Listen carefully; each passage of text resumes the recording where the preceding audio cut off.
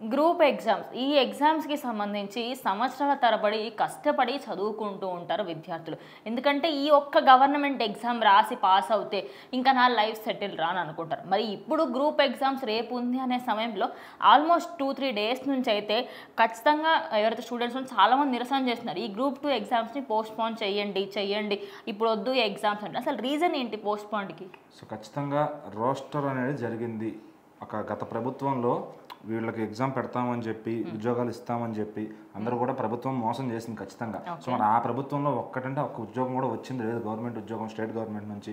So ఏంటంటే ఆ government ఉద్యోగం కోసం వీళ్ళు ఎంత పరితపిస్తారు, ఎంత రేయింబావులు చదువుతారు. వీళ్ళైతే నాకు తెలిసి 5 ఏళ్ళుగా ఒక్క ఉద్యోగం కూడా వచ్చింది లేదు కాబట్టి 5 ఏళ్ళ నుంచి ప్రిపేర్ అవుతూనే ఉన్నారు. ఆ గ్రూప్ 2 ఎప్పుడు వస్తుందో అని చెప్పి 5 ఏళ్ళుగా రోడ్లు పట్టుకుని ధర్నాలు చేస్తూ మాకు పెట్టండి అంటారు. కాసేపు ఏంటంటే అక్కడ గవర్నమెంట్లో కొంతమంది ఎవరైతే మీడియేటర్స్ ఉంటారో వాళ్ళందరూ కూడా డబ్బులు తీసుకుని వాళ్ళకి కమిటెడ్గా ఇచ్చేసారనమాట. ఈ పోస్ట్ మీకు వస్తుంది, so just exam is formality అన్నట్టుగా అందరూ చెప్పుకొని వచ్చేసారు. సో ఆ ఎగ్జామ్ రాసిన తర్వాత ఇప్పుడు 92,000 మంది రాస్తున్నారు. అందులో ఎన్ని సీట్లు వస్తాయి?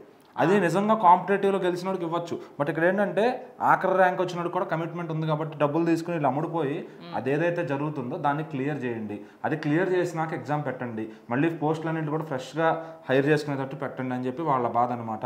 సో వాళ్ళందరూ కూడా ఇప్పుడు అదే బాధపడుతున్నారు. రోడ్ ఎక్కి క్యాండిల్ లైట్స్ పట్టుకుని అదంతా కూడా చేస్తున్నారు అనమాట.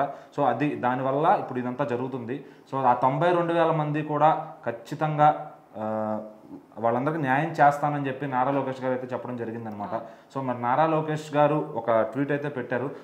ఈ సమస్య నా దృష్టికి వచ్చింది, నేను ఖచ్చితంగా చేస్తాను, నేను వాళ్ళందరికీ ఏదైతే సొల్యూషన్ ఉంటుందో అది నేను వెతికి ఆ మార్గాన్ని నేను వెతికి వాళ్ళకి ఖచ్చితంగా ఇది చేస్తానని అయితే చెప్పడం జరిగిందనమాట.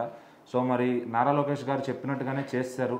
సండే పూట ఏదైతే ఉందో ఆ ఎగ్జామ్ జరుగుతుంది, అదైతే క్యాన్సిల్ అయిపోయిందనమాట. సో మరి చూద్దాం ఇక దీని వల్ల తర్వాత మళ్ళీ ఎప్పుడు పెడతారు, నారా లోకేష్ గారు ఆ ప్రాబ్లమ్ని ఏ విధంగా రెక్టిఫై చేస్తారు, అలాగే ఎగ్జామ్ అనేది మళ్ళీ ఎప్పుడు పెట్టి వీళ్ళందరికీ ఆ ఉద్యోగాలు కరెక్ట్గా అందాలని కూడా మనం కోరుకుందాం.